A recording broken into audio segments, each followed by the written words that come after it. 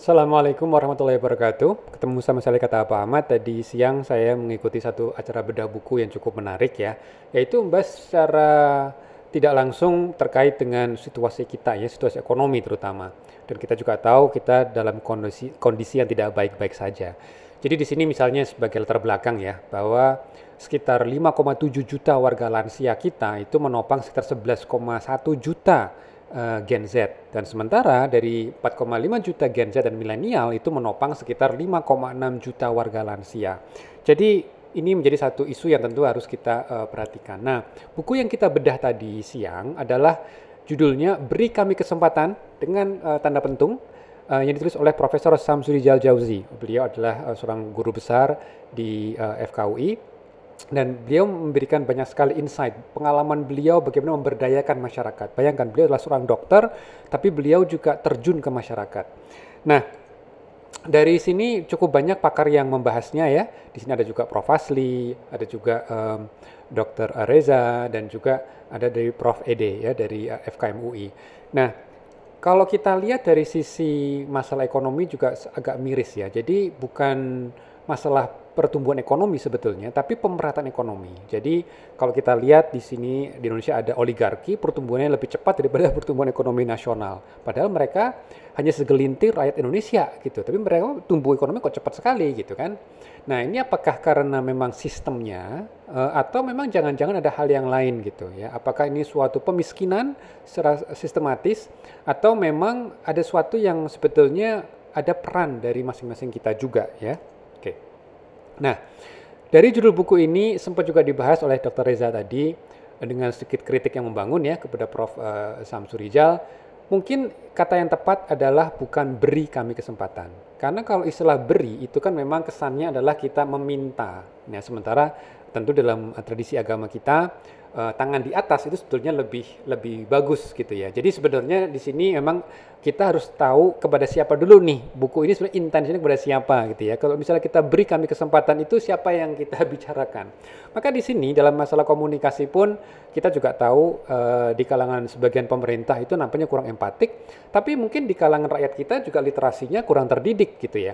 Jadi artinya memang dari buku ini Prof. Samsu sebetulnya ada satu kutipan yang saya akan fokus ke sini ya, yaitu mengenai pentingnya keterampilan hidup atau life skill ya. Jadi kalau kita merasa ini pejabat kok ngomongnya sembarangan gitu ya, apa yang menjadi pertanyaan juga, dulu dia pernah dapat life skill nggak sih gitu ya, atau juga provokator misalnya gitu ya, dulu dia gimana itu dalam masa kecilnya dulu, pernah terdidik nggak gitu kan.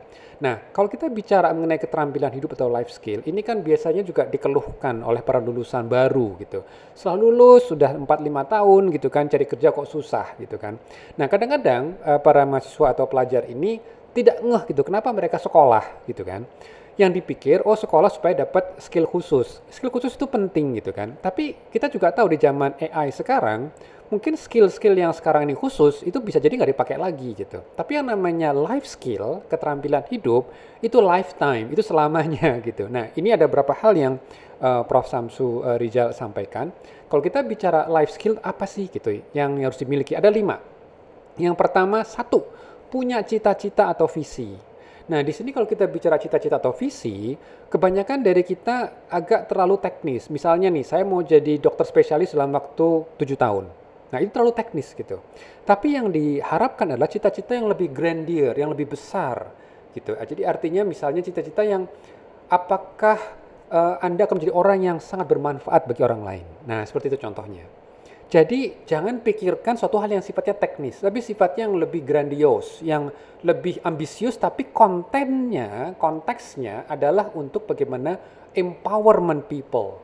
Karena pada akhirnya kalau kita lihat, banyak sekali orang-orang yang kita kenang jasanya adalah bukan karena mereka selfish kan, karena untuk dirinya sendiri.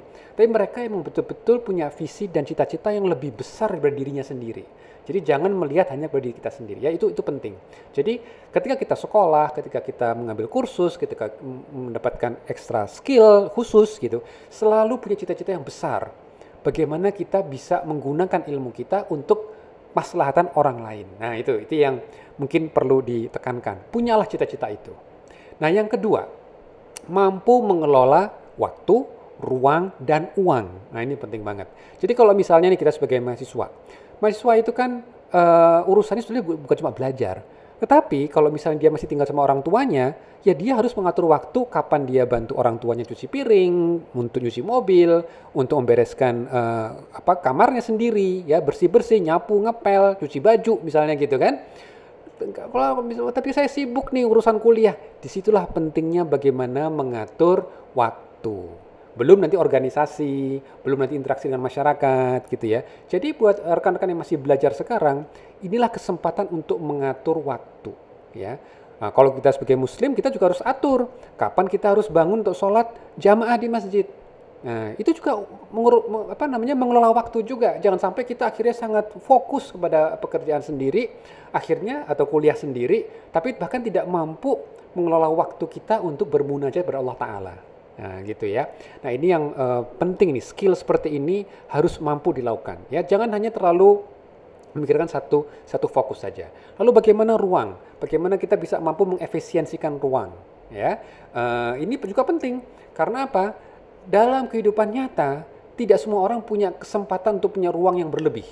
Ruang dan uang. Nah, kalau kita nanti bicara uang gitu kan, disinilah kita harus belajar bagaimana mengelolanya, bagaimana memanfaatkan dari yang ada.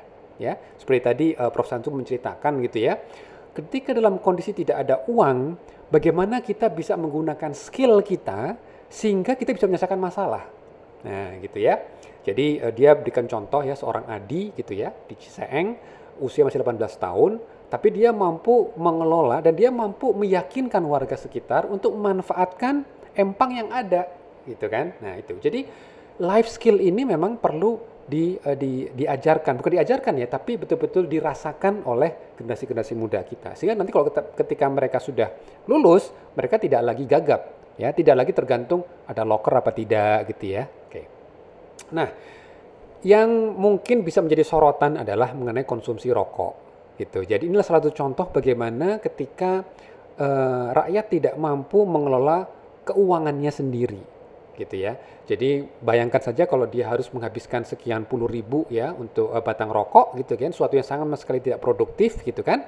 Padahal dia bisa simpan itu dan gunakan untuk yang lebih produktif lagi. Jadi ini salah satu peran juga sebenarnya bagaimana kalau kita bisa terdidik ya, bagaimana mengelola tadi. Salah satunya mengenai mengelola uang, bagaimana buat prioritas. Yang berikutnya adalah komunikasi. Jadi kalau kita bicara mengenai life skill, dan ini kita soroti juga ya, para pejabat yang asal jeplak aja gitu kan, ngomongnya sama sekali kayak nggak ada remnya gitu ya. Itu memang komunikasi empatik itu kurang sekali gitu kan. Dan kita harus tahu diri posisi kita dalam masyarakat ya. Jadi bagaimana kita bisa memahami persepsi orang lain, bagaimana kita bisa mengkomunikasikannya ya. Yang namanya tegas kan tidak harus kasar kan gitu. Jadi ini yang mungkin jarang dibahas gitu ya. Artinya orang seakan-akan tidak peduli. Bahkan kadang-kadang ada semacam generation gap. Kita bahkan tidak bisa mampu mendudukkan diri kepada siapa kita berbicara. Gitu ya. Karena apa? Karena manusia itu bukan robot ya. Manusia itu punya perasaan juga, manusia punya emosi gitu ya. Nah, artinya apa? Artinya dalam mengkomunikasikan solusi atau mengkomunikasikan proposal atau inisiatif gitu ya. Pastikan kita gunakan kata-kata yang tepat, diksi yang tepat ya, bukan cuma sekedar asal jeplak gitu ya. Oke. Dan yang berikutnya, yang keempat, sebelum yang terakhir adalah mampu bekerja dalam tim. Nah, ini kadang-kadang di era yang semua serba AI gitu ya, kita suka melupakan sisi kemanusiaannya ini ya. Kita pikir kita semua bisa tergantung dengan piranti lunak, dengan internet gitu ya. Kita lupa bahwa kita ini sebagai manusia itu perlu bekerja dalam tim. Nah, pengalaman saya sendiri, kalau kita bekerja dalam tim, disitulah kita belajar negosiasi. Kita bagaimana menyelesaikan masalah ketika salah satu anggota tim ternyata tidak kooperatif gitu ya. Justru ada namanya misalnya politik ya dalam pekerjaan, dalam kantor misalnya gitu. Nah, disinilah ketika para mahasiswa itu penting sekali untuk memiliki ekstrakurikuler yang sifatnya teamwork. Supaya nanti mereka mulai terasah bagaimana kita mampu merajut tim sehingga menjadi produktif. Dan kita tidak harus nice to everybody, dalam artian kita tidak harus bersahabat dengan semua orang, tapi kita mampu bekerja secara profesional. gitu ya. Ya kita juga akui bahwa memang dalam tim itu tidak semuanya seragam misalnya gitu ya, tapi kita harus mampu mengenali kekuatan dan kelemahan masing-masing anggota tim. Dan kita juga harus mampu tahu kapan kita harus bertindak sebagai tim leader dan juga kapan kita harus bekerja sebagai tim member. Karena nggak mungkin dalam tim itu semuanya menjadi leader. Ada kalanya sama seperti sholat. Tidak semuanya harus bisa mampu menjadi imam. Ada kalanya kita juga harus mampu menjadi jamaah yang cerdas gitu ya. Jadi kemampuan ini penting sekali nih bekerja dalam tim. Dan yang terakhir mampu mengenali peluang. Jadi kalau dalam presentasi Prof. Samsurijal memang di situ disebutkannya mampu mengenali peluang. Tapi sini sedikit akan saya ubah dikit gitu ya. Tidak hanya mengenali sebetulnya, tapi juga meraih gitu. Karena kalau mengenali kan, oh ini ada peluang nih, terus tidak lanjuti nggak, dieksekusi nggak? Nah, jangan. Ya kita harus raih. Raih itu artinya apa ya? Kita tidak lanjuti, kita follow up. Bukan cuma dikenali gitu ya. Nah kalau dalam bahasa Inggris itu bahkan lebih bersemangat lagi, grab the opportunity. Ya, carpe diem misalnya gitu kan. Nah grab it gitu. Tapi dalam artian tentu di sini mengkonteks yang baik. Jangan mencuri ya, jangan culas gitu ya, jangan seperti kancil mencuri timun gitu ya, mencuri kesempatan gitu ya, break the system misalnya gitu ya. Jangan. Tapi dalam artian kita tetap dalam koridor ya yang sesuai aturan, sesuai norma bangsa kita gitu ya. Oke. Jadi dalam buku ini juga sangat menarik, bisa diunduh secara gratis sebetulnya ya. Beri kami kesempatan, ini sangat inspiratif sekali. Dan kalau kita mungkin sedikit tambahkan, sebenarnya itu beri atau raih. Memang di sini ada beberapa subjek yang dilibatkan.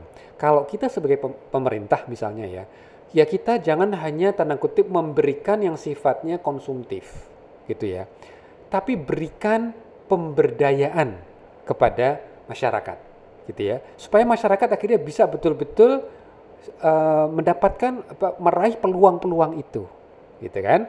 Nah sementara kalau kita bicara kepada rakyat gitu ya, nah ini kan hanya berbagi peran nih gitu kan. Nah sebagai rakyat ya kita harus mampu mengenali dan meraih kesempatan itu. Artinya kita juga tahu tidak semua kesempatan mungkin akan diberikan kepada kita as is gitu ya, tapi kita akan dengan apa yang kita miliki, dengan life skill yang kita pelajari di sekolah tadi itu, yaitu gunakan dengan tepat gitu ya. Nah disinilah penting bagi rekan-rekan muda gitu ya yang mungkin masih sekolah saat ini, gunakan waktu dalam sekolah itu sebaik-baiknya, kuasai life skill tadi itu sebaik-baiknya. Karena apa? Karena jangan akhirnya kita istilahnya ya autopilot gitu ya. Setelah lulus otomatis ada yang menawarkan pekerjaan. Belum tentu. Kalau kita tidak pernah berinteraksi di masyarakat, kita tidak pernah melakukan satu proyek magang gitu kan misalnya, dan kita tidak tahu ilmu kita ini bisa bantu apa. Nah itu yang jadi pertanyaan besar. Jadi teman-teman ketika sekolah di bangku kuliah, sebenarnya harus tanya, dengan ilmu ini saya bisa bantu apa? Coba kuasai itu. Kalau kita bisa tahu, oh dengan ilmu ini saya bisa bantu dalam hal ini, dalam aspek tertentu, orang akan cari Anda. Gitu ya. Jadi jangan sekedar autopilot dalam sekolah atau dalam kuliah. Assalamualaikum warahmatullahi wabarakatuh.